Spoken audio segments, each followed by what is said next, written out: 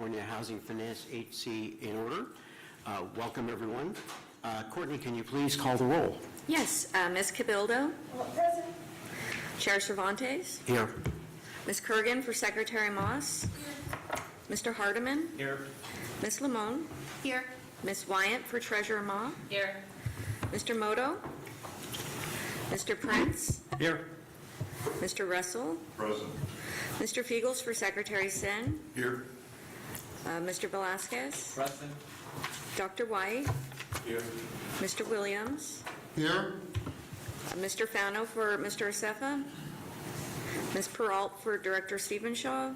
And Mr. Sertich. Here. We have a quorum. Great, thank you all very much. The next item on the agenda is the approval of the minutes from the prior meeting, January 2nd. That was in your package, and unless there are any proposed changes to the minutes or comments, I'll consider a motion to approve. Move to approve. Thank you very much, Director Velasquez. Is there a second? Thank you, Director Williams. Our protocol is to approve minutes with a motion and a second, so thank you very much.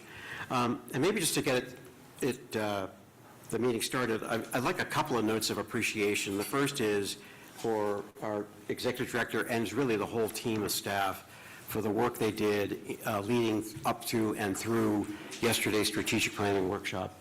I thought it was super helpful, really well organized, very thorough, very thoughtful, and there was a lot of conversation we had around it, and I'm looking forward to the next session we have to go through it. I really feel like this organization's in a great trajectory, and really want to thank staff for all the work on this, on the strategic planning effort. I could tell, like, with all, and I said this yesterday, with all the reference to pods and so on, it really felt like it was a really collective effort, and I appreciate everyone pulling together to make it work and to really improve outcomes for Californians, which is what it's all about here.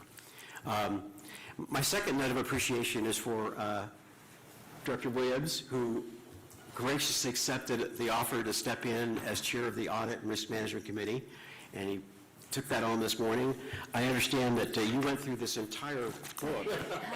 The abbreviated version. Yes. But thank you so much. I really appreciate, whenever you've got board members who are willing to step up and help keep this all going, it makes a big difference, and thank you, Director Williams, for Thank you. making it work. Thank you. Appreciate that. So with that, let me turn this to our Executive Director for his comments. Thank you, Chair. First of all, I want to echo the Chair's comments about yesterday's meeting. I want to thank staff so much for all the hard work that went into that and their very informative and helpful presentations. And I also want to thank the board for all the feedback that that was received. Took it back and thought about it last night and this morning, and have some ideas about how we can move forward. And I really appreciate all of the discussion, the feedback, and all the positive energy around the new strategic plan. So thank you. In terms of other stuff that we've been working on, I know it's surprising based off of all the work that was put in on the strategic plan, but other stuff has been going on at the agency as well. So I want to thank, point out the big thing that we had at the last board meeting was the discussion of the CalAssist, increasing the assistance for the disaster recovery.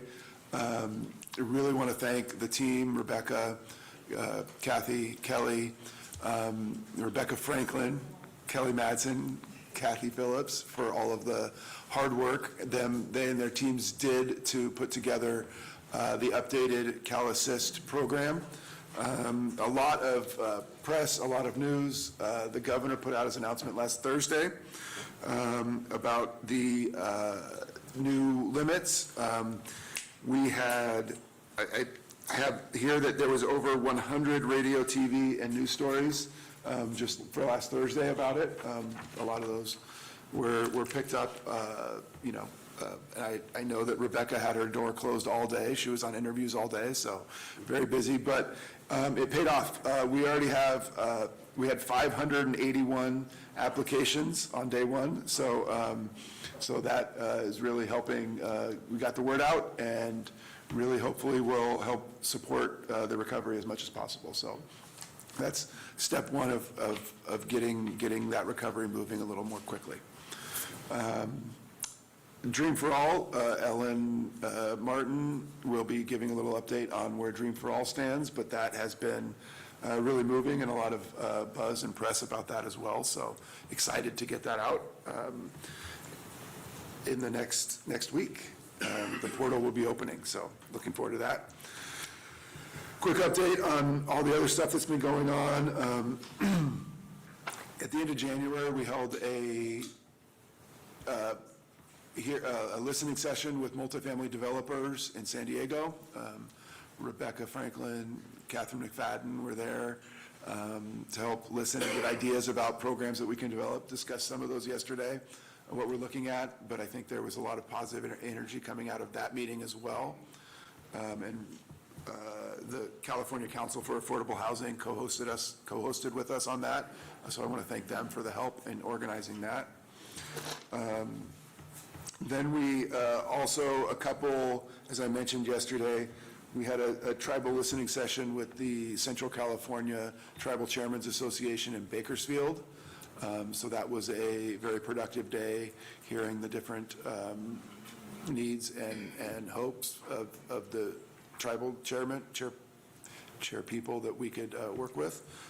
We have another tribal listening session in Paula next week. I'll be going down there with Secretary Moss, and I believe Director Velasquez will be there as well. Yep. So we will be down there and gathering more information about how we can best serve all Californians.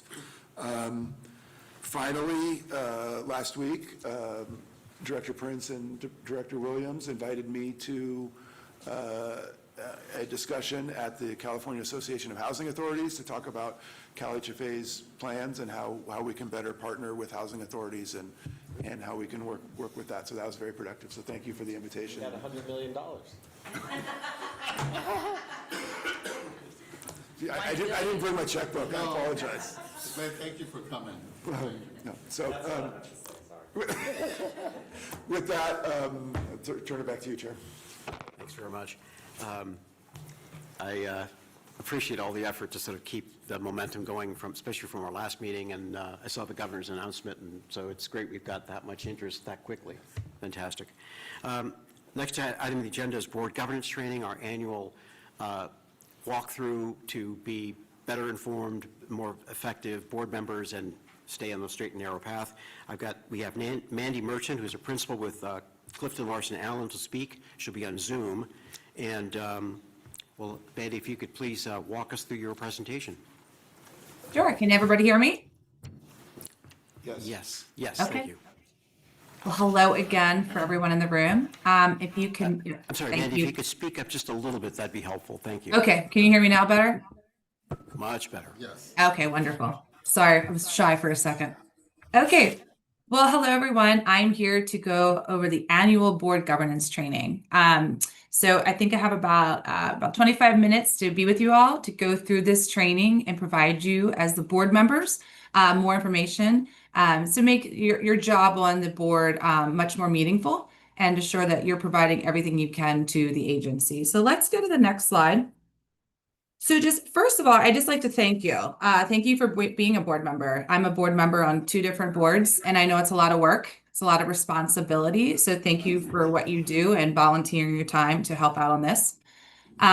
Objectives, we are going to go over a brief overview of accountability and fiduciary responsibility, being a board member. We're also going to talk about some specifics for CalHFA, the specific different committees that CalHFA has. And then lastly, what I didn't put in here, we are going to talk about fraud. There's a lot of hot items in the news these days, a lot of fraud going on, so we're going to go over that. So let's go to the next slide. Okay, so first off, as a board member, what are your fiduciary duties? Now, there's 3 key things that we talk about when you talk about fiduciary duties as being a board member. We're going to go into the 2 on the left in more detail and just kind of highly touch on the duty of obedience.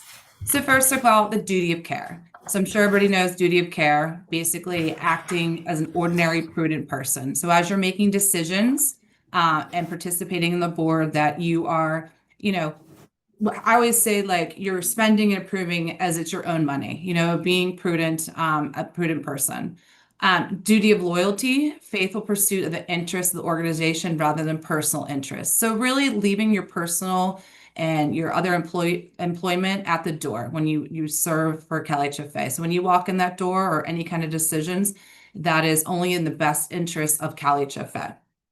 And then lastly, duty of obedience is just to highlight that. That is just an act with fidelity within the bounds of law generally. So that is just, what is the mission of the organization and making sure you're acting within that. Let's go to the next slide. Just to dive into duty of care a little bit more, looking at this. So obviously some of them attending the board meetings and actively participating in the work of the board.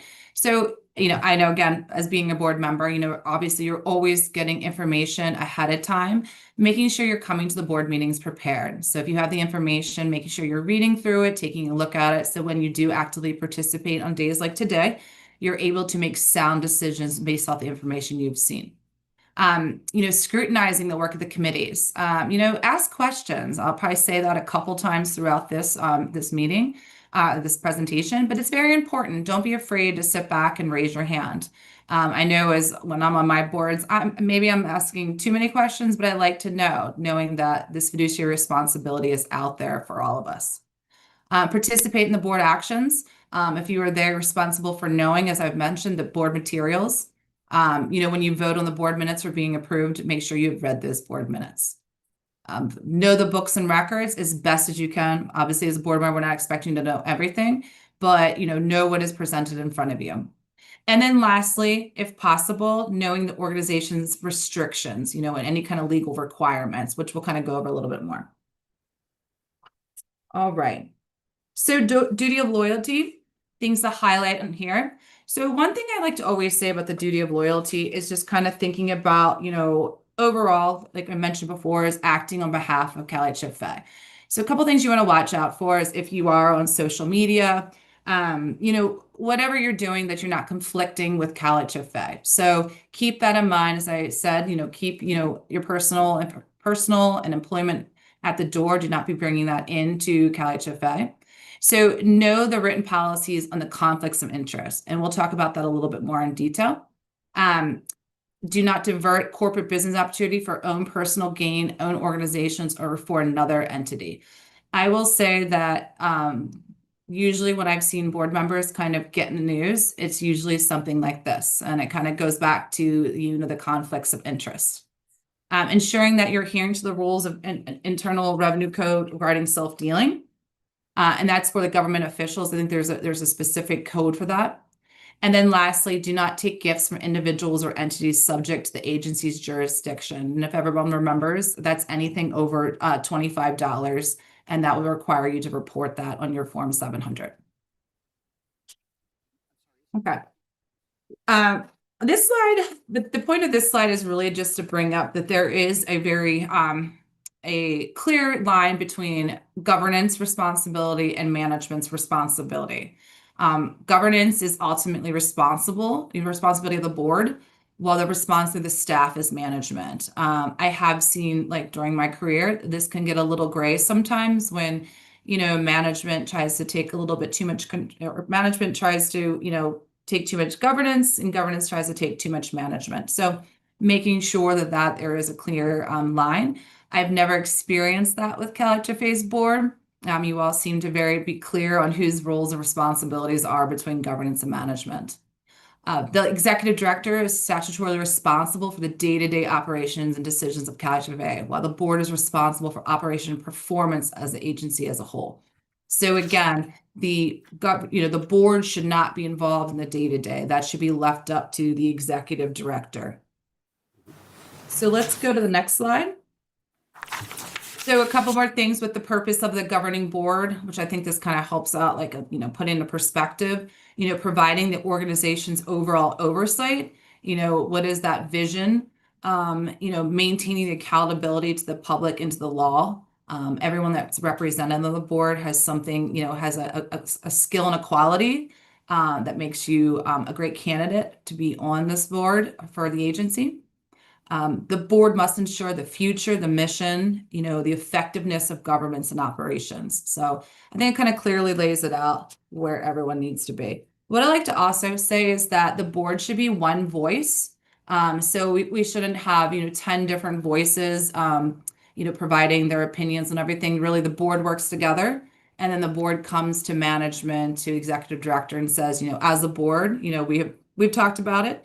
And now we are coming to you and management, and this is the voice we want to share as the board. So something to keep in mind. We'll talk a little bit more about that. All right, let's skip 2 and get to open meeting requirements. Again, this is just hopefully for everyone. I'm not sure how many new people are on the board, but just understanding the open meeting requirements. Meetings conducted in public within 10 days notice. Only vote on matters properly noticed and on agenda. So nothing can be kind of thrown onto the agenda last minute. That has to be, put out into the public. Majority cannot communicate with each other for CalHFA business except in open meetings. You got to be careful with this, that you're not kind of walking out in the parking lot as a board and, kind of discussing things that you just talked about within the meeting. That can get you in trouble. So keep an eye on that, making sure those communications are happening in the majority within the boardroom you're in today. Obviously, if there's, concerns or questions, individually, a couple of you, that's okay. Closed sections are limited and have to be authorized by law and on the agenda. And then lastly, there can be emergency meetings as long as it's not less than 10 days notice. So this is informational so everyone, and these are California rules. Okay, so duty of disclosure of economic interest. As I kind of said earlier, this is kind of where I see individuals get in trouble. I just like to say this is related parties. So in our personal world and in our professional world, just properly disclosing any relationships we might have that would need to be reported on the Form 700. It is very important if you walk into a meeting. Well, actually, I back up. When you receive an agenda or receive any sort of information that you're going to be voting on or commenting on, looking for any related parties that you possibly could have. And if you do, make sure you're raising your hand, get that out there, and make sure you're, abstaining from anything. I've seen numerous times where, I've seen, board chairs' girlfriends are, they're an architect and they're voting and he votes to approve. And then, a couple months down the line, this board chair is in trouble because he didn't, abstain from that. So you see stuff and sometimes people don't mean to do it, but it happens. So. And just a reminder that Form 700, because I keep getting an email about it, is due April 1st. So make sure you get that in. Okay, so the next one, just want to highlight on this page, this is really the financial reporting responsibilities. Obviously, today we completed everyone's financial reporting responsibility. The last stop of the audit is to be, reviewed and approved by the governing body. So as you can see, there's 3 people involved or 3 groups that are involved with this financial reporting responsibilities. Obviously us as the auditors, the agency's finance team, and then the governing board, making sure that, you all did what you needed to do, you reviewed the report, and then you voted it on today for acceptance. Excuse me, Mandy. Hi, this is the chair. I think our council had one comment to make. Sure. Can you all hear me okay? Yes. Yeah. I just wanted to share with the group that the FPPC has updated the gift limit. I believe that Ms. Merchant quoted $25, and that was a prior amount, but the current amount is $50, or in the aggregate for a year, it's $630 total. And if you ever have questions about the receipt of a gift or how to properly report it, your legal team here at CalHFA is very happy to assist you with that. Thank you, Chair. Thank you, Mandy. Thank you so much for that update. You're welcome. Any more questions? Okay, well, let's jump to the next slide. And the last one, just kind of, we've kind of talked about this, just kind of hitting home again, just making sure, just with this financial oversight, obviously I'm part of the finance part of it. So I think it's very important just that it is really a core responsibility of the board. And I mean, although you do have a committee that looks at this, that it really is all board members are equally share or have equal representation. So. All right, so we are going to go to the next slide, and we are going to talk about the 3 advisory committees briefly that are at the agency. We got the Audit and Risk Management, the Executive Evaluation Committee, and the New Opportunities Committee. So this is just informational for everyone, just so everyone knows. So let's go to the next slide. So you can see this role kind of going down here, making the recommendation, selection, and retention of auditors. This committee meets on an annual basis with the auditors. This is also the committee, one of the people on this committee, we will do the fraud interviews, or your new auditor will have a fraud interview that will be done with this committee. This committee is responsible for reviewing audit findings, reporting back to the board, any concerns or considerations regarding the audit, reviewing and updating the committee's charter annually. And then, as part of the risk management portion of this is the review of the enterprise-wide risk management framework. And that includes the agency strategic plan and annual business plan that's submitted. And then the annual report on information security and risk assessment. So there's a lot going on with this committee for everyone that's there. And I'm assuming there's plenty of members, hopefully, on this committee. Okay, so let's go to the next one. And this is the role of the Executive Evaluation Committee. And this one's a little bit, kind of a little bit less involved. This committee meets on an annual basis also. But the role of this committee is to evaluate the executive director and compensation of key executive management. So you can see this is also where the development of compensation policies and procedures and the review and discuss management succession. So a very important committee also out there. I'm assuming they helped get Tony in here. So. All right, and then the last committee to go over is the role of the New Opportunities Committee. This committee was formed last year. And so this is kind of going through, you kind of see the different boxes we have here, looking at where CalHFA can move next. The new loan products, lending programs, like what is going to serve CalHFA in the future for long sustainable growth, for the state. So I'm not going to read through all these, but you can see all the stuff that this committee is looking into for the agency. All right, and then on the next slide, just a couple best practices for the committees that are out there. Again, because I am in the finance, kind of homing back in the Audit and Risk Management Committee. You can see anyone that's on this board ensuring, that they possess an understanding of government financial reporting. At least one person on the board should have that kind of like an expert of financial.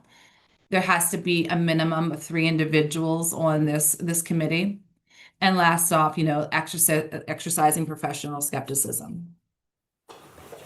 And then the last one, just kind of duties as part of this, is provide independent review and oversight of financial reporting processes, ensuring that internal controls and the independent auditors, making sure that is all being followed. Making sure that the policies and procedures within the finance department are adequate for the agency. And then lastly, annually presenting to the full board.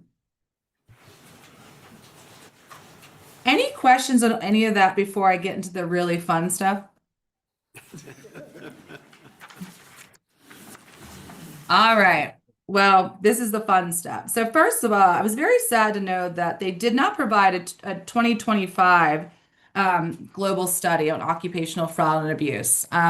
They actually conducted the survey during 2025 and will be issuing the new report in 2026. And I'm assuming that is because there has been so much fraud. And I don't know if you all have been hearing it. I'm sure you have. I've been doing this for 25 years. And in the past year, I have never in my life seen as much activity as I've seen in my whole career. So I'm assuming it's taking longer. So with that said, the point of this next slides is not to scare everyone. It is really to get you just to think differently and just be aware of what is happening in the world and what could happen to the agency. Not saying any of this is happening to the agency, but just make you aware, make you think a little bit differently when you're trying to design internal controls, when you're, thinking about the next product to do, thinking about your IT security, all that stuff. It kind of comes into play for the next couple of slides. So So let's turn to the next slide. So just to kind of give you, a little brief background is where this all comes from is this group, ACFE, they on an annual or 2 years now, looked at 1,900 cases from 138 countries. And so that total, what they looked at here, were analyzed about $3.1 billion and total losses for fraud. So kind of crazy, but this is what we're going to kind of dive into this because this is kind of the one big one. So the next couple slides, there's a lot of information on them. I'm going to touch on stuff, but please let your eyes wander and read everything, or take a copy of this for you home later. So let's go to the next one. So this one, it gets good. So as you can see, there's just the schemes that are out there right now. There's a lot going on. We're going to touch into certain schemes a little bit later, but a lot of it is asset misappropriation. It's about 89% of the cases that they're seeing out there. You can kind of see that the least likely one is the financial statement fraud, but that is actually the most costly. During my career, I did have a financial statement fraud that I was involved in. I didn't commit it. I saw someone else do it. But those are the ones where you actually see the most kind of the larger dollar amounts. Most of this, unfortunately, is corruption. And so when, you say that out loud, think more than one person. Corruption has got to be more than one person. And that's why it kind of gets hidden a lot longer. Kind of things that I always like to talk about is, detection. People are always like, well, who detects this? And we'll talk about a little bit, but really it's tips. You know what I mean? A lot of it comes in based on tips. So that's where you kind of detect that a lot more. A couple things that I've seen in the past, like I said, past year, is really just a lot of, obviously the PPP, program, that Paycheck Protection Program. We've seen a lot of fraud come out of that. We've seen a lot of credit card fraud. We've seen, actually a random one I heard recently was, the agency had credit cards and an individual was stealing the points, all the points you're earning on the credit cards. They were stealing the points. They weren't stealing money, but it kind of brought up a debate is that who owns those points? And, we felt that was the government, the agency owned those points. That shouldn't be something. So even though that's not the same sort of money fraud, it was taking an asset of the agency. We're also seeing, just people using their position to, maybe give out, housing choice vouchers. I do a lot with housing authorities and have seen that before too. So a lot of things going on. So let's go. One thing I want to point out at the very bottom is the most common mechanisms used to report fraud tips is a fraud hotline, and CalHFA does have one, so that is great to know that. All right, let's go to, and if anyone has any comments, just yell out loud and I can stop. Okay, so again on this one, lots going on. A couple of things I always like to. Yes. Sorry, I do have one because I really appreciate seeing this information. 3.1 billion sounds like a lot, but what's the denominator? It's like trillions of dollars? It would have to be it would have to be trillions. Yeah, that's what they so those are the cases they got. So they didn't do it that way. They were not saying in the whole world, financial money that's changing hands with employees is, you know what I mean? They didn't do anything like that. It's just basically, this is these cases we looked at, that was $3.1 billion in fraud in total. And then I'm totally intrigued by what the schemes are. I don't understand what an asset misappropriation scheme is or a financial statement scheme is. But more importantly, from our point of view as a board member, it's it's not going to be us who's going to discover those, right? Correct. Correct. It seems like that's going to happen through the audit that happens, or if it's going to be a tip that comes in, that's going to be going not necessarily, well, it might come to us eventually. So I guess I'm just kind of curious about, what do you see our role within the, the detection process or the. Yeah. First thing I hate to report is the auditors never find it, unfortunately. Number two, your all role is really ensuring is that fraud is mitigated. What can you prevent up front? So it's really prevention. So that you know that when anyone comes in and says, hey, we want to change up the way we collect cash. Let's just say you collected cash. And they come in and say, all right, we're going to have, Mary is going to collect it, post it, and record it. And, that's when the whistles go off, like, oh, Mary's doing too much. So it's really your involvement of listening and making sure internal controls that are being presented to you are sound correct. And nobody in the agency has too much control, if that makes any sense. It does, thank you. And I You're have welcome. two comments. And I One- will have more stuff. I don't want to give away everything. I have more slides, but I do have other ways to prevent that you guys can kind of help out with too. Yeah, Mandy, yeah, two things. One, we do have a lot of internal controls, and we have training internally to make sure that everyone, all of our staff understand the controls that need to be in place for this. Right. And two, I do want to make sure that we're careful not to teach Preston all of these fraud techniques. I know. I thought it was Preston. I was like, I hear that voice. Okay, well, let's go to the next one. And as you can see on this one, just where the perpetrators are.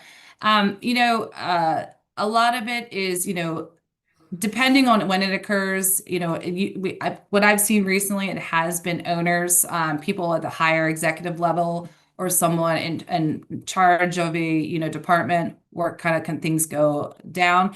Something I want to read off that's not on there. Kind of the 8 common clues or flags of a fraudster is too much debt, possibly divorce, family problems, living beyond their means, close relationships with vendors, control issues, not sharing job duties, kind of a wheeler dealer attitude, a little bit of a bully. I've seen a bully recently. That's where I had a credit card fraud, and then very defensive. And, I always say, I always do because I work with a lot of governments, I always do the parking lot rule. I walk into the parking lot and see who's driving the fancy car. So that's an old fraud joke. But that just kind of give you an idea.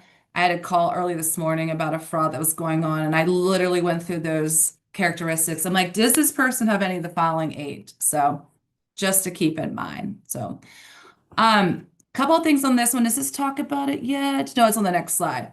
But just having, some sort of anti-fraud control. So I know that it's important for the agency to have those. I know you have a fraud training now, which is great. And we're going to touch on a couple more slides that talks about that.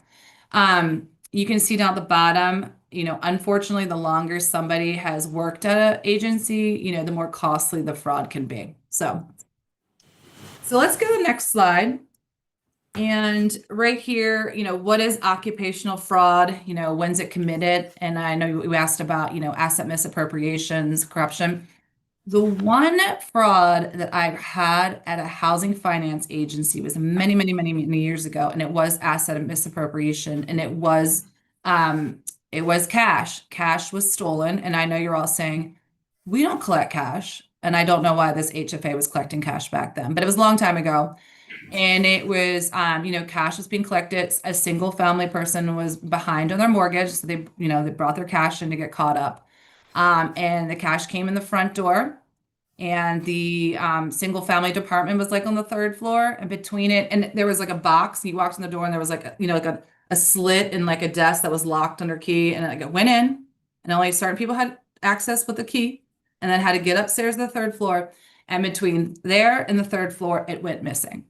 So that is asset misappropriation, and that is the only time I've ever seen fraud in HFA. So just so you all know, it's not happening in the HFA arena.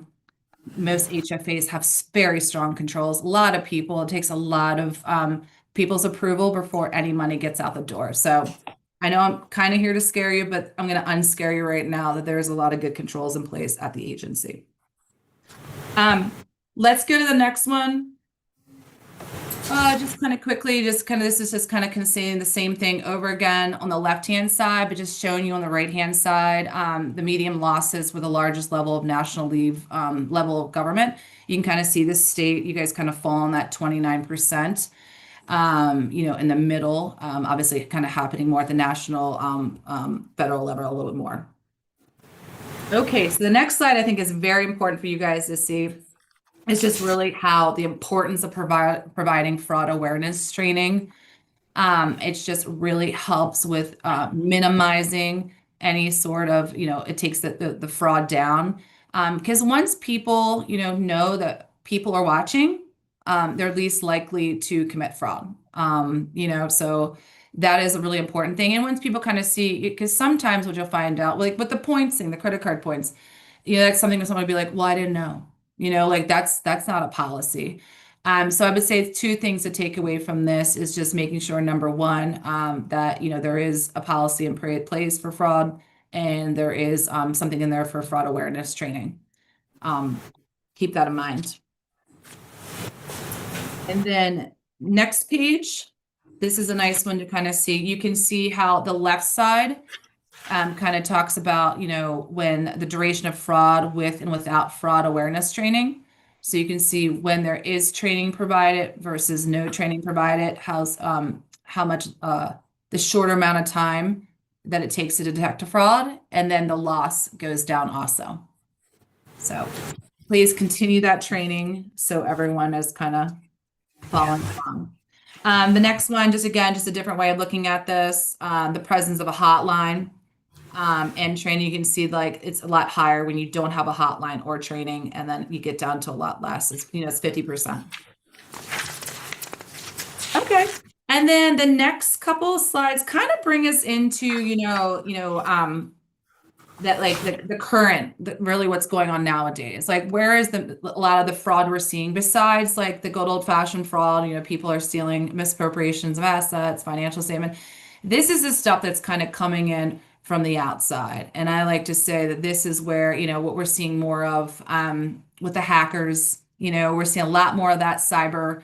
That's why your IT department is kept busy. That's why you got to keep giving your IT department money so they can strengthen the walls of the agency so none of this is getting in the door. So, and this is also, the next couple of slides are also good on our personal level, what we're seeing. So, so this was funny, the pig butchering. So this scheme, I don't know if anyone's ever heard of this, but, this is where, and I've actually heard this recently in Pittsburgh, where I live, is just on the news, where this poor older woman, was, getting scammed and sitting there and giving her money away. And they were, convincing her all this kind of stuff. They kept taking more and taking more.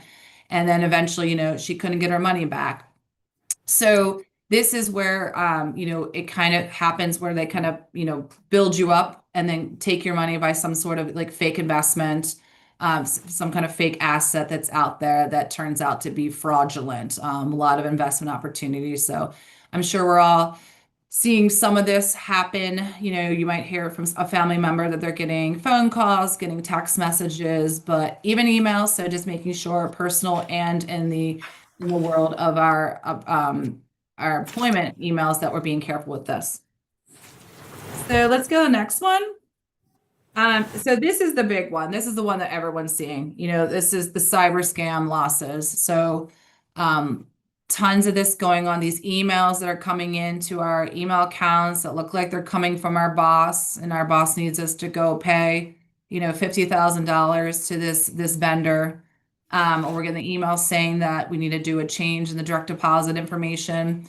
All that kind of phishing, identity theft, all that is a really big cyber scam going on. And it's really hitting businesses because it's happening, and I'm seeing it happen at very sophisticated organizations. So I do know that your agency is testing your employees, just making sure that is happening. At my firm, we take it very, very seriously.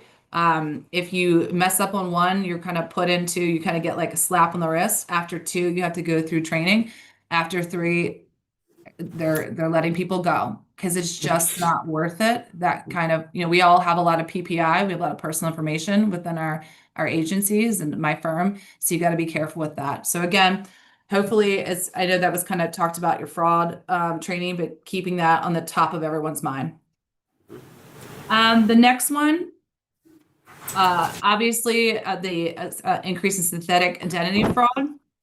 And this is just really everything out there where fraudsters now are able to kind of build profiles and, create these like deep fakes, images, generate all kinds of information to create a new identity.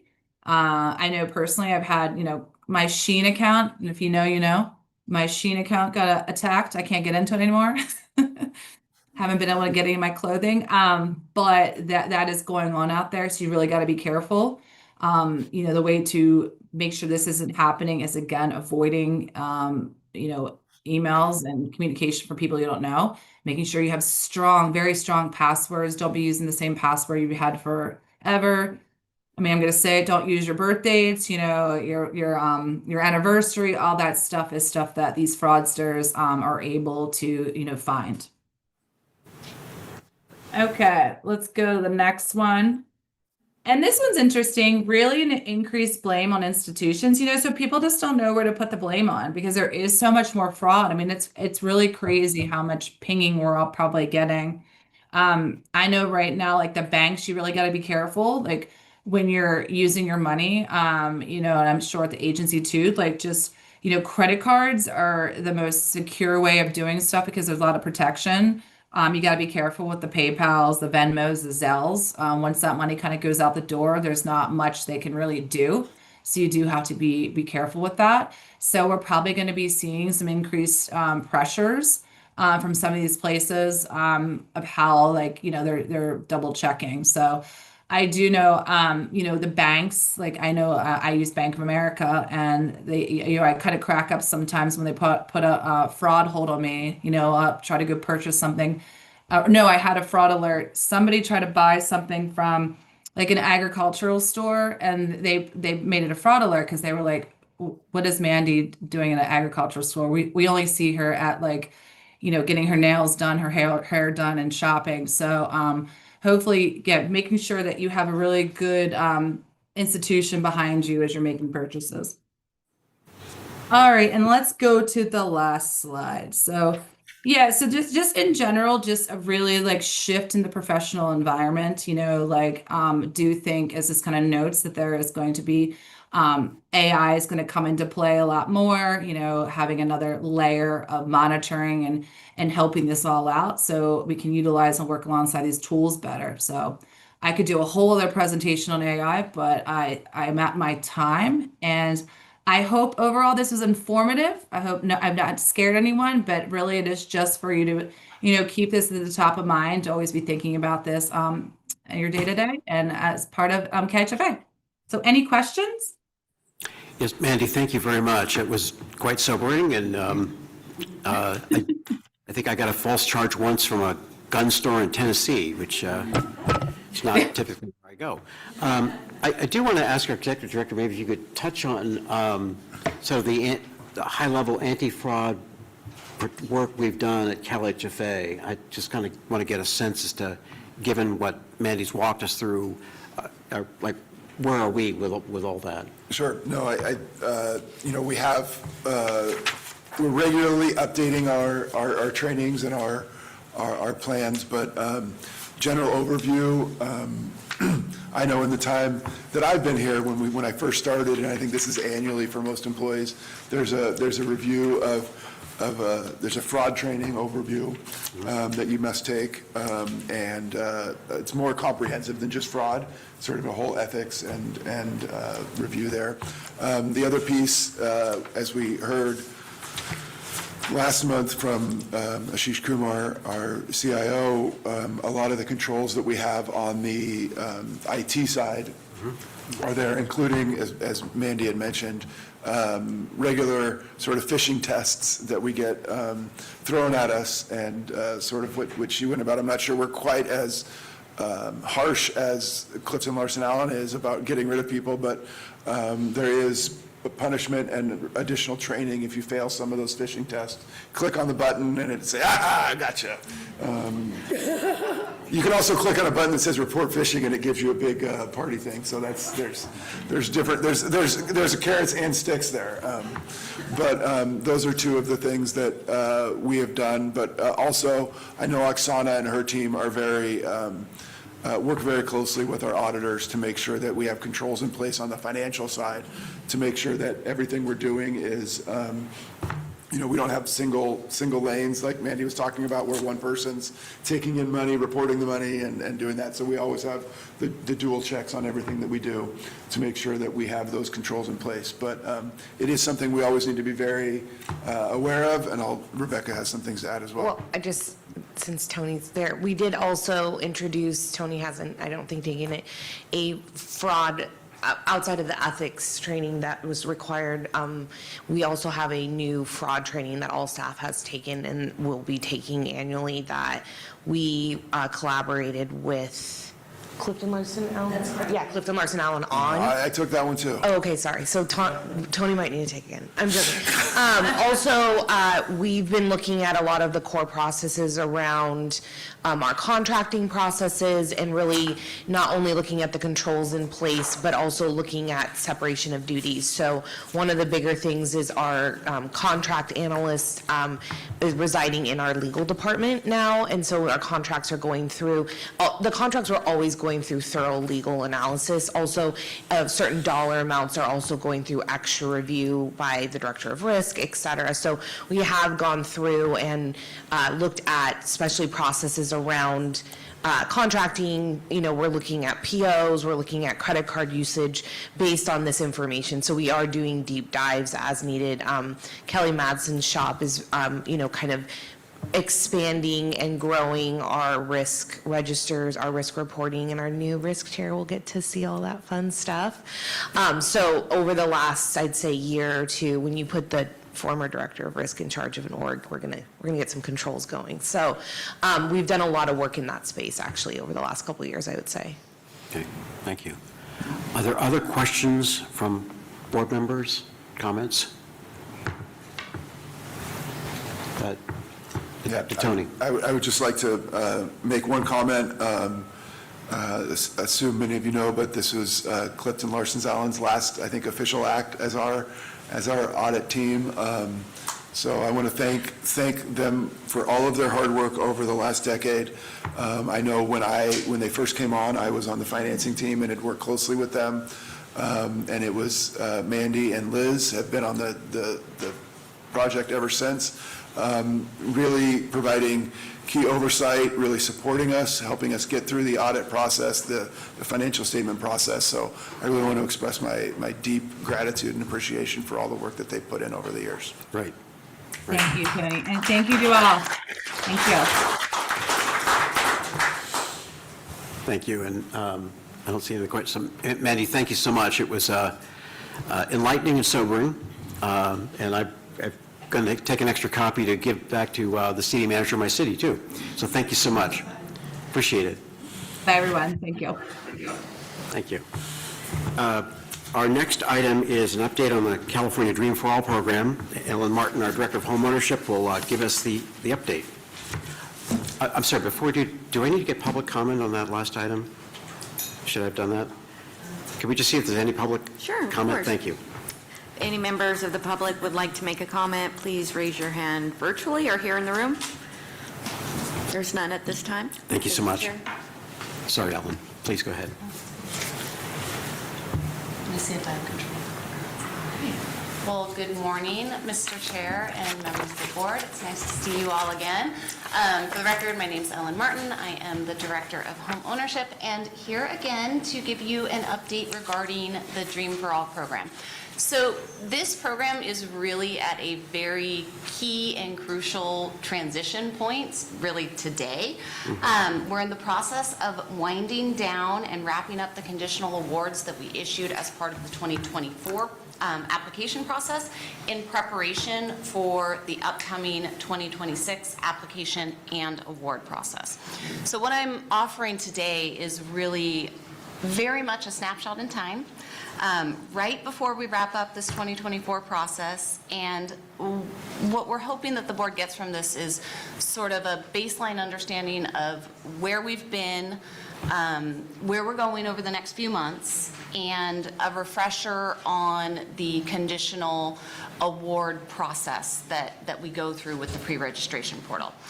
We'll also take a bit of an opportunity today to provide a deeper dive into the marketing and outreach program that we've undertaken to promote the upcoming application process.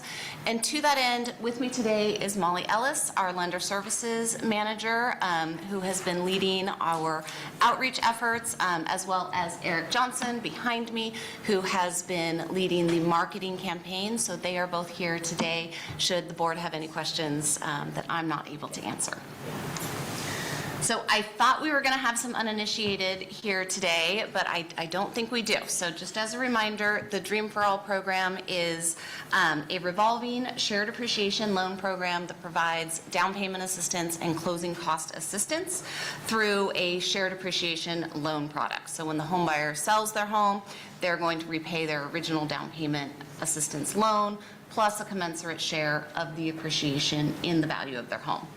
In terms of eligibility for the current phase and the upcoming phase, the program's now available to first-time and first-generation borrowers that meet the income limits that we've established for the program, which are based on 120% AMI. So many of the members of the board will recall this, but as a reminder, in 2024, we initiated a pre-registration process that allowed interested home buyers to apply for the opportunity to take out a Dream for All loan. That allowed us to also establish geographic set-asides and apportion the available funding to 9 separate geographic regions. We had over 18,000 borrowers, eligible borrowers, apply during that process, and then we used a random selection methodology to select the borrowers to whom we issued a conditional award. Those borrowers then had up to 6 months to enter into a purchase contract on a home. So just to be clear, they did not have to close their loan. They just had to find a home, enter into a purchase contract, and reserve their loan in CalHFA's system. And if a borrower did not use their award, we then were able to move on to the next eligible borrower on the wait list for each of the 9 geographic regions. With the additional $300 million that the program was appropriated in the fiscal year 26-27 budget, we issued conditional awards to all borrowers that we had remaining on the wait list in August of 2025.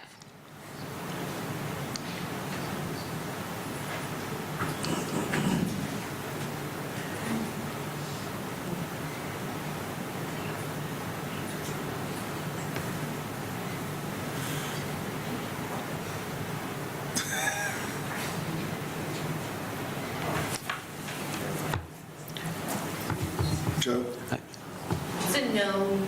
I was given a heads up that we might have a technical I can glitch keep at some going point, if and it's this gonna may be take a it, minute. so It's me with the clicker that's it was causing the problem. the clicker. They know better than to give me control. I think my clicker control has been revoked. Did you read that?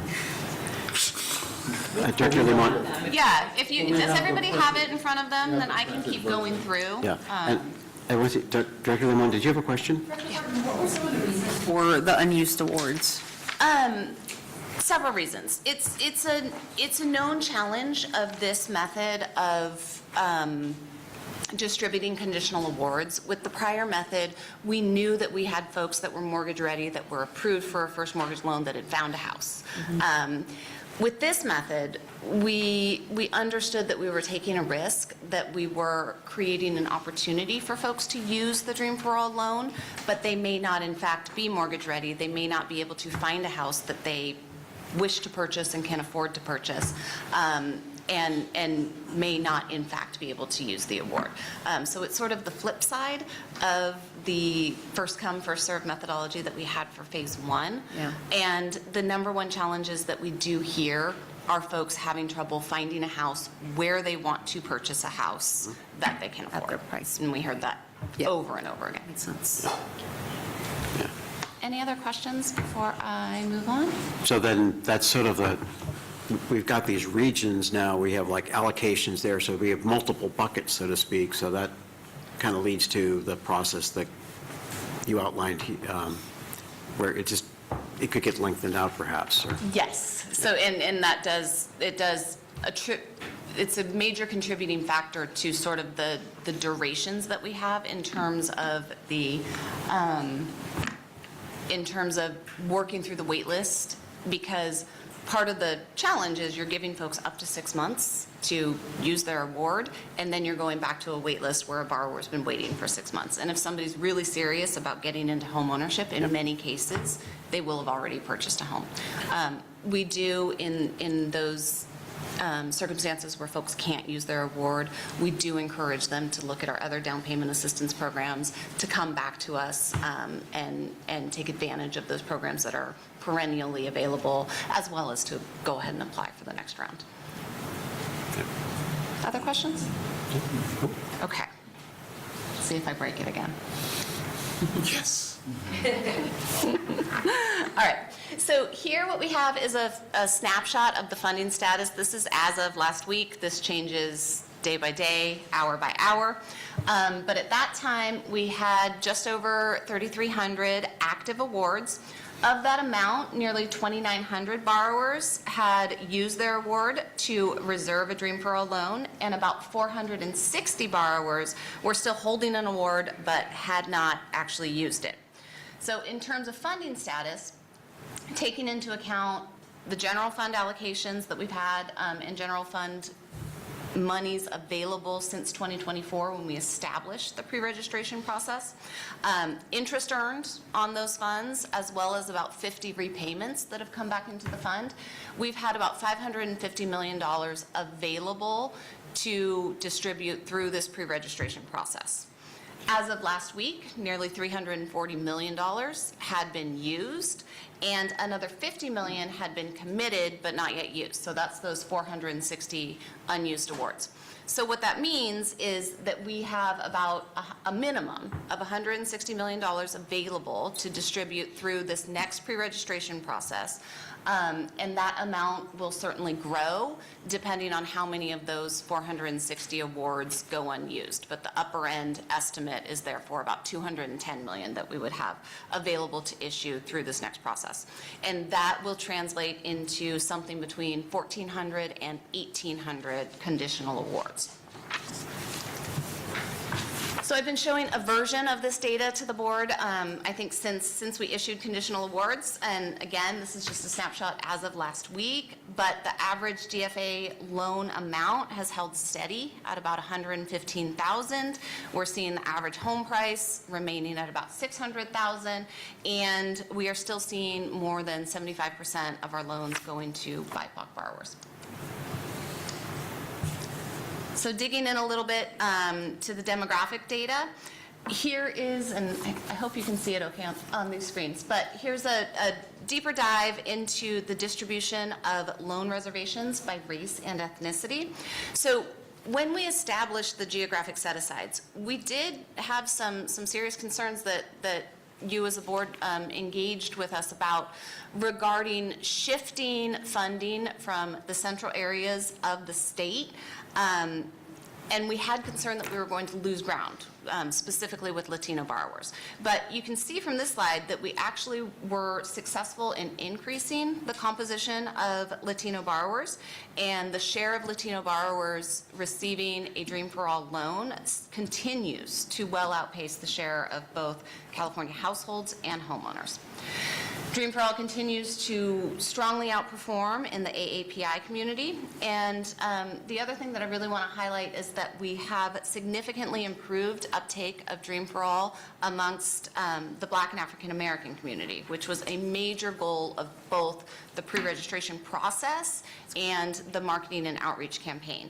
So we now have the share of Dream for All borrowers who are self-identifying as Black and African American well outpacing both the share of households and homeowners in California. Looking again at migration patterns, I know this is just one of my favorite slides to talk about. We haven't really seen any changes over the last time period since I last reported on this to the board. About 80% of Dream for All borrowers are purchasing homes in the region that they currently live. In higher cost regions like LA, Orange County, the Bay Area, you do see higher rates of out-migration. And then in those lower cost regions like the Capital Region and the Central Valley, you see a lot more borrowers purchasing in region. And where are they migrating to? So in the case of the Bay Area, you see migration to the Capital Region. In the case of LA, Orange County, you see a lot of migration over to the Inland Empire. The Central Coast is kind of an anomaly here because it is an extremely high-cost region, but you see there's not a lot of out-migration. And I think that has everything to do with those geographic characteristics and the fact that folks buying in the Central Coast don't really have that easily accessible, more affordable real estate market sort of immediately adjacent or within that drive until you qualify commute shed.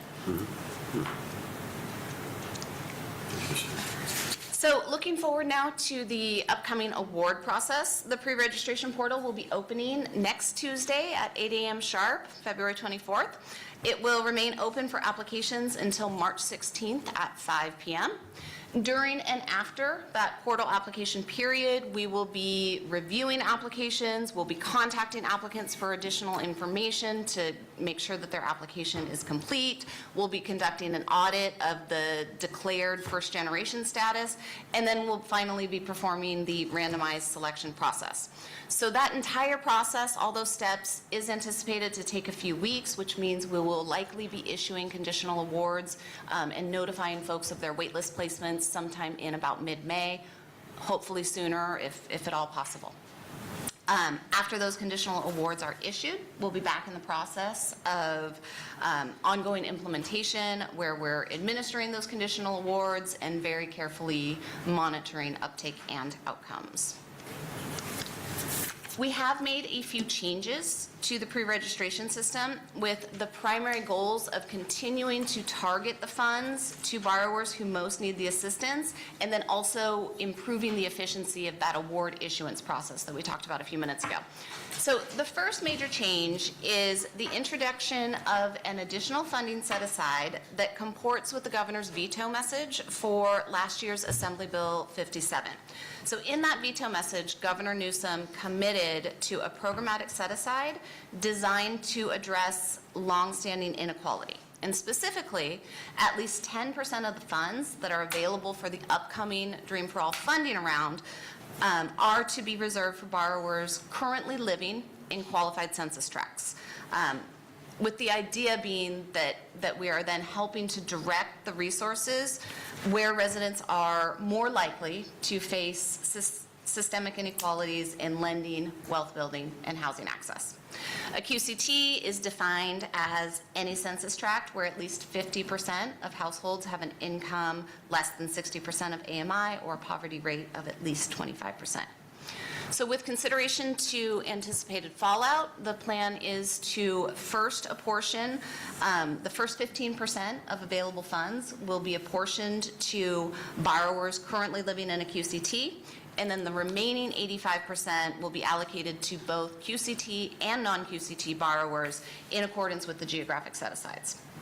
We've also made several upgrades to the pre-registration system itself that will allow us to speed up the award process and move more quickly through the wait list. So those changes really primarily focus on increasing the number of initial awards based on the data that we were able to gather in the first round, increasing borrower support and outreach, and then collecting a little bit more information at the outset during the application process so that we are reducing the number of times we have to go back to the applicant and ask for more information. Do you know at this point in the program how many applications have already come from QCTs? Yes, for the prior round, we estimate that between 15 and 19% of eligible applicants came from a QCT. And then with this set aside, we think we will build on that number through the upcoming round. You said 15 to 19? 15 to 19%. Yeah. Other questions? So I did want to take a little bit of time today to offer the board a bit of a deeper dive than we usually do into marketing and outreach. I know there's really typically a great deal of interest in these efforts, and I want to take the opportunity to really showcase the excellent work that our marketing and communications department has done under the leadership of Kathy Phillips and is doing in partnership with the single family outreach team under Molly's leadership. So we're really following much the same playbook that we did for the 2024 award process. We're hoping to build on the great outcomes that we saw as part of that campaign. It's a very targeted marketing campaign. So we're deploying multilingual messaging to reach specifically first-generation home buyers, households earning up to 120%, renters and potential buyers from underrepresented communities, individuals that are perhaps mortgage ready and eligible for the program, but hadn't yet contemplated that they might be able to achieve home ownership. And then residents in rural areas and of course QCTs.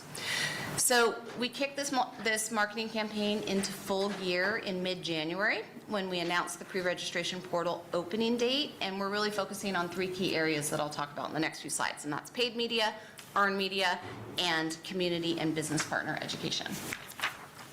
So starting with paid media, this is advertising that we purchase to target those specific audiences. Our paid media campaign includes print, digital, radio advertisements. We've placed out-of-home ads in places like laundromats and supermarkets. We've sent SMS text and email advertisements to those targeted audiences, and we've placed paid social media and search engine ads. The first 3 weeks of our paid media campaign generated over 11 million impressions and extremely high levels of engagement. Engagement is measured by things like consumers clicking on the ad, on a digital ad, scanning the QR code for an out-of-home advertisement, or watching a video all the way through. And one just really outstanding statistic is this a laser? This YouTube video right here. Looking this morning, the number keeps growing, but as of this morning, the English version of that 30-second YouTube video has over 1 million views. And the Spanish language version has 1.3 million views and counting. So really seeing, an astounding amount of uptake and attention to that digital advertisement. So here you see other examples of all that marketing. Again, this marketing is pretty targeted, so don't be shocked if you haven't actually seen it. You just may not be a member of our targeted audience. So next is earned media, which I expect more of you to have seen. This is coverage that we don't pay for. It includes news articles, TV, radio segments, and the like. So we've really seen, as Tony mentioned earlier today, sustained interest from news agencies across the state. We've also conducted outreach to those news organizations that are serving our targeted audience. So to date, we've had more than 60 articles and TV spots in more than 50 media outlets across the state, including those in rural areas like Kern and Lassen County, which is one of our primary targets, and those media outlets that are writing in Spanish, Chinese, Korean, and even Russian. Our very own Eric Johnson has conducted 14 television and radio interviews, including Spanish language interviews for Telemundo, Univision, and KZSF Radio. 2 more today. Okay, so last, but really far from reach, at least, is we have engagement with and outreach to our community and business partners. These efforts are led by Molly and our single-family outreach team in partnership with an external outreach consultant. We're focusing on partnerships with grassroots organizations, including faith and community-based organizations, nonprofits, local community leaders and influencers, as well as, of course, our partners in state and local government. We've conducted outreach to nearly 50 community organizations and individuals. We've planned attendance at key community events, and we've established partnerships with a number of local organizations and leaders. So one of the most critical aspects of this outreach is to our business partners. So that's real estate agents, loan officers, and housing counselors. It does include our approved lenders and our preferred loan officers, but it also includes real estate organizations such as the California Association of Real Estate Brokers, the National Association of Hispanic Real Estate Professionals, the Realtist chapters, and many, many more. We're working with those partners to hold online and in-person training and homebuyer outreach events across the state. So from January to February alone, we were doing more of this prior to the announcement of the portal registration opening, but from January through February, we will conduct at least 30 lender training and homebuyer outreach events that are projected to reach over 1,000 potential homebuyers, in addition to just hundreds of real estate and mortgage professionals. Just this last weekend, we even had our Director of Legislation, Meji Tabar, jumping in to present at a first-time homebuyers workshop scheduled on Valentine's Day. Luckily for Meji's weekend, this one did have to get rescheduled at the request of the hosting legislator, but I did just want to highlight it to sort of call attention to the fact that this is really a very much an all-hands-on-deck team effort, and of course express my appreciation to my colleagues for their partnership. So these events, over on the side I have a few examples, but these events that we do lead to just thousands upon thousands of social media posts from those same business and community partners and home buyers that attend these events. So I really recommend to appreciate the full scale of what this generates. If you go to any social media app, except perhaps TikTok, and search California Dream for All 2026, you will see just pages and pages of social media posts from these partners that are promoting the program along with their own services. So I did bill this as a deep dive, but I think this really only begins to scratch the surface of everything that we've done. It fails to really do justice to the tremendous efforts of both Molly and her team and Kathy and her entire team. I will ask the board to indulge me despite prior technical difficulties. We do have a video of, we have a short testimonial video that I would love to share, and then after that we can answer any questions. I was raised in a single-family home. My mother was not a caregiver. No one in my family was a homeowner growing up. Homeownership was the farthest thing from my mind because I experienced homelessness. I was couch surfing. I lived with strangers in transitional living. That was not something that came to people of color in my neighborhood. I started getting emails about the California Dream for All program. If I'm ever going to be a homeowner, I'm going to need help. I just took the leap of faith. Tiffany came on and she had told me she applied for this program. I said, let's do it. This is what happens. I just never even thought it was possible for me. It was like a single process. This new we were homeowners. I mean, it just happened so fast. I never thought we would be homeowners. With California Dream for All, our dreams came true.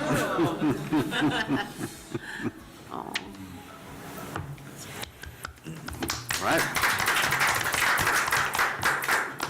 It's a great punchline. Thank you. Other questions, comments on the board? Director Russell?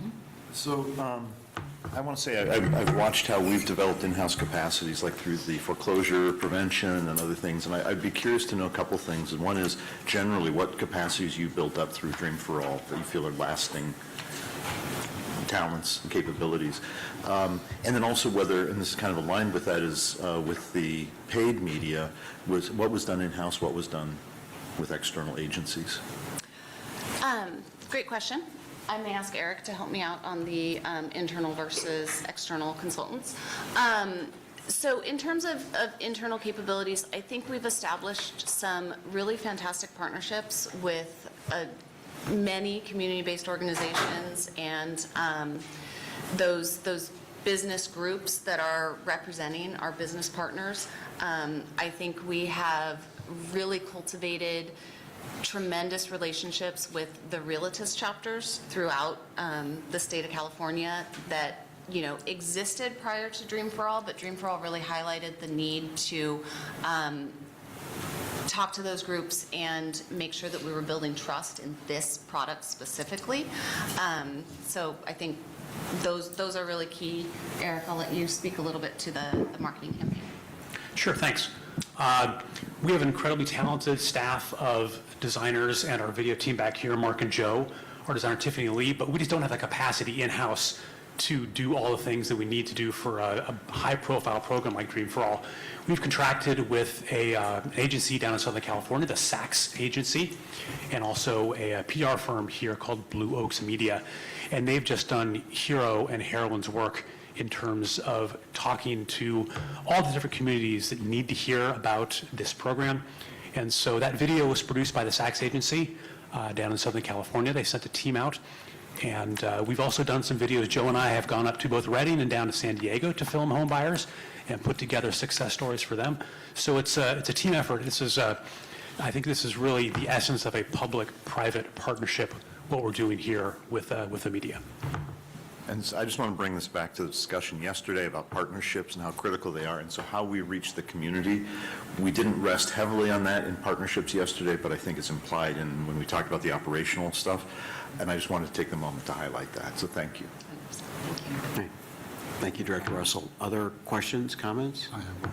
Okay, I think I've got Director Limon and then Director Williams. Thank you.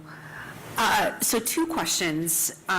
You mentioned, Director Martin, that there have been 50 now that have we've recaptured, that have sold their home, or what are some of the, just thinking of the long-term longevity and solvency of the program, what are some of the key indicators or characteristics that are facilitating, the growth of that number so that we can serve more first-time home buyers? Yeah, fundamentally, it's borrower circumstances. So, But what are some of these borrower circumstances that we're seeing in terms of trends? yeah, so we're seeing folks that are changing jobs, needing to relocate. We have had circumstances where folks come into money and therefore, want to go ahead and pay off this loan before realizing additional appreciation. Yeah. So I think to your point, to your question about what can we do to make sure that we're capturing as much repayment activity as possible, I think that has to do with our ongoing communication with our existing borrowers to make sure that they are aware, one, that they have this loan, and there will be an obligation to repay it, and encouraging folks to prepay and repay as circumstance might allow them to do so, such that we can then reinvest those funds. Great. And then my other question is, one of the things that I really commend you and your team on is the iterative approach that you've taken to this program to make it better and better, and ensuring that we're taking all of our lessons learned. Now that you're wrapping up and you're opening up a new round of loans, what have been some additional lessons learned? I think the key area of learning on this last round was, first of all, the question that you asked earlier, which is, what are the key barriers that folks are facing, and are there ways that we can mitigate those barriers?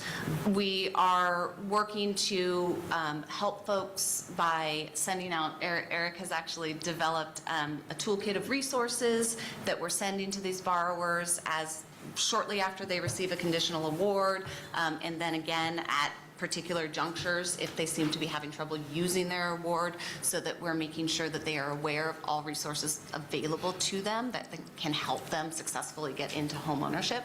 The other piece is this waitlist efficiency. So, the biggest challenge is that we've got folks that are waiting for longer than 6 months. We issued the original awards in June of 2024, and we issued the final round of conditional awards in August of 2025. So we had folks hanging on that wait list for a really long time. So with the data that we collected as part of this prior round, I think we can be a lot more aggressive and assertive in terms of issuing conditional awards, so we get as many conditional awards out there on the street, taking into account potential fallout and what we think the actual award amounts will be region by region, so that we can move through that wait list more assertively and more efficiently to sort of bring things to resolution for all of our waitlisters. Thank you. Hey, can I add one thing on that from a marketing perspective? I think one thing we've learned is it's kind of a cliche that you have to have the trusted advisor. We're really, truly seeing that. The partnerships we made from the last round of funding, I think are really starting to bear fruition in this round. We're seeing so much enthusiasm and excitement among our partners that, okay, this program is legit. People are actually getting homes. It isn't, just smoke and mirrors. It's really, really happening. And we're really seeing that. Our ad agency this morning is like, it feels like something magical is happening with this round. That's what you wrote to me this morning. And it's nice to see that bear fruition. The efforts from a year, the seeds we've planted are starting to grow.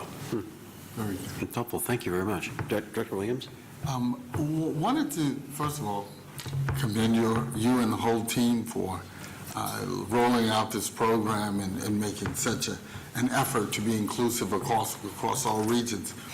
You mentioned that the award is for 6 months, and I know that that's been a game changer for a lot of them. I sit on the Affordable Housing Advisory Council for the Federal Home Loan Bank, and they have a WISH program, and the challenge with the WISH program was that by the time people actually got a contract, all the WISH money was gone, and it really has been a challenge. What have you determined, or is there any ability to rank? Is 6 months a right amount of time, or is it like 3.5 months, or 4 months, or, and I understand that we can't extend this forever, but that time frame is so critical to being able to encourage people to go and look for homes, whether it's in their own census tract or wherever they choose to. But what are you finding about the 6-month period? Yeah, so we base the 6-month metric on the average amount of time that it takes a borrower in California to find a home and enter into a purchase contract. It is the perfect amount of time for a lot of folks. It is more time than a lot of folks need, and it is not enough time for a lot of folks. So, we certainly do see many borrowers coming to us and saying, we can't find a house that we can afford where we want to purchase a home within 6 months. And that's an extraordinary challenge that we understand and we recognize.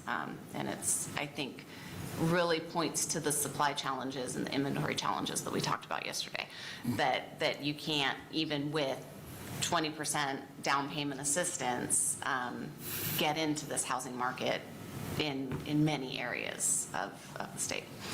But this is also where we do see a lot of borrowers pivoting, and that's where you see those out-migration trends coming into play, where folks are expanding their search and doing what they can to get into this very challenging market. And so we're also hearing a lot of success stories around that.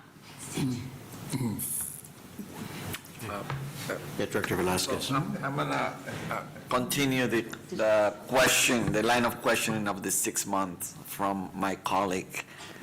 Have we extended that 6 months? I don't know how you knew that should be a question.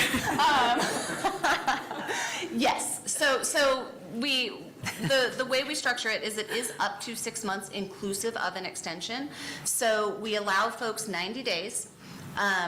But then at the 90-day juncture, there is a requirement that they assertively request an extension, so that is one way that we know that these borrowers are serious and they're out there on the ground looking for a home. Molly also calls pretty much everybody that is coming due for an extension to let them know that they have the extension option available to them. Okay, this is probably something that you've already shown in previous meetings, but is there a chart, if we are thinking about the life of this program in the next, let's say 3 to 5 years, have you shown a chart about what is going to be the estimated lending volume in the out years? I have not, but going back to the original Dream for All study that was commissioned by the Treasurer's Office, what that study found was based on the projected life cycle of a shared appreciation loan. The program, in order for the program to be perennially available, it would have to have sustained funding for about a 10-year period. And then it almost doesn't matter how much you're putting out in each year. It's really about if you want to sustain that commensurate level of funding on an ongoing basis. Their projection was that you need to have newly capitalized funds and new funds out on the street for about a 10-year period, at which time you start to see that sort of virtuous cycle start to happen where you have enough funds coming back in to support ongoing new awards. Okay, so sustain funding for 10 years. Is that what you said? Yes. So that chart, it's going to be very, very hard to forecast that, Correct. not knowing what that's sustained. But CalHFA can examine our own ability to fill in some gaps, right? Which could be explored. Yeah, and I think there's, we have multiple down payment assistance programs, and one of the things that we're looking at is how the different down payment assistance programs, we have Dream for All, we have our My Home program, My Access, we have multiple programs, and they each sort of serve different populations. So one of the things that we're looking at even more closely is how many resources should be assigned to each of these programs to best meet the overall population of potential homeowners in California. Yeah. And so, when Ellen talks about, Dream for All needing 10 years, it's because generally there's an 8 to 10 year sort of prepayment cycle on single family mortgages. But there are other programs that are funded differently than Dream for All. So there will be ways where we'll look at maybe using different models within the resources that we have available to us. Great. Thank you. Director Lemoine? Thank you. And on that same note, and on the spirit of public-private partnerships, in our ability to sustain the 10-year, have we explored the possibility of maybe public-private partnerships or getting some private money to supplement what the government, what the state government is giving us, or Federal Home Loan Bank of San Francisco, or some other entity to increase the liquidity? The short answer is yes. Okay. We're looking at all of those options, inclusive of, partnerships with organizations that might want to partner with us to use the infrastructure and the platform that we've established in order to administer programs for their own beneficiaries. Okay. Yes, Director Russell? Yes, so with regards to the waiting list, do we have any level of engagement with folks? I assume folks who have been awarded we're engaged with, but folks who are on the waiting list, are the things that are done so that they are ready, or even if they don't ever get an award? Yes, we do. We do have continual engagement with folks on the wait list. That is one of the areas that we're expanding this year, is to make sure that we have more outreach to folks on the wait list, both to help them get ready, but also to make sure that they want to stay on the wait list, because we don't want to issue an award while they've already bought a house and then they're not really interested in our emails anymore. They don't bother to go withdraw their voucher. So we want to have sustained contact with those borrowers so that we know where they're at and that they are ready to jump in should they get an award. And if they have decided they no longer want an award, we want to pull them off the wait list so that we can more efficiently go to the next borrower who's waiting for an award. Okay, and so the follow-up on that is folks who have applied did not make it on the wait list. These are presumably a large pool of interested potential home buyers. Do we have things to offer them? We certainly do. When they received their notice that they were not selected for an award, we point them to the other down payment assistance programs that we have available. We encourage them to talk to a housing counselor, reach out to a CalHFA approved lender, and see if one of those other programs will work for them. Yeah, that definitely seems like one of those areas where the partnerships, the local partnerships would be invaluable. Absolutely. Thank you. Other questions, comments? Thank you very much for, it was really a thorough, well-thought-through presentation, very helpful. Good luck with the next cycle. Appreciate it. Yeah, thank you. Bravo. And I will move on to our update on the 25-26 second quarter operating budget. Our Director of Finance, Erwin Tam, will walk us through this. Thank you, Chair Cervantes. Good morning, members of the board. So I'm presenting to you a first half update on the agency's operating budget.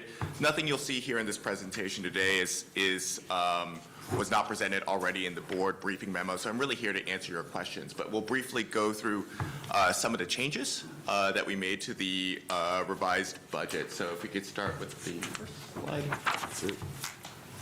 You have it right there in front of you. I'll just hold it up. No, the clicker. Oh, sorry. I know, right? Cool.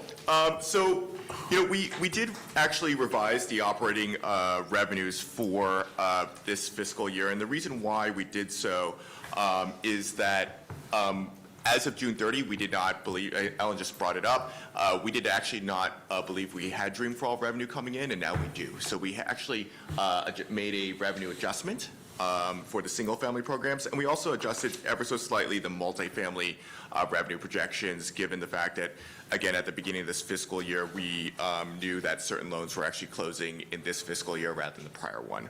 So in order to kind of keep our variances, closer, so it actually reflects actually unexpected revenue. The other thing we did was change the way we reported our categorization of revenues. We moved from 4 categories to 6 categories. So one thing we added was securitization.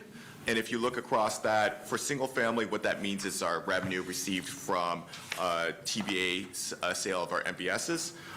Previously, it was reported, those sales were reported in lending fees. And as you know, securitization, if we sell a security to the general market, that it really isn't a fee we receive from lending. So right now, if you look at this page, lending fees actually refer to fees we received paid by borrowers to CalHFA for loans that we have already issued. On the multifamily side, securitization refers to our conduit lending business. We also added in an other revenues line. This reflects extraordinary revenues, and so if you were here during the agency's audit committee, there is a line that is reflective of one time, and we have reflected that within our operating revenue projections. So on the next page, we'll move to operating expenses. Generally, our operating expenses are within the agency's budget. So again, revenues are above budget, expenses are below budget. And so that has resulted in a positive variance for this entire fiscal year. I guess I'll do this. So this just restates our sort of end result.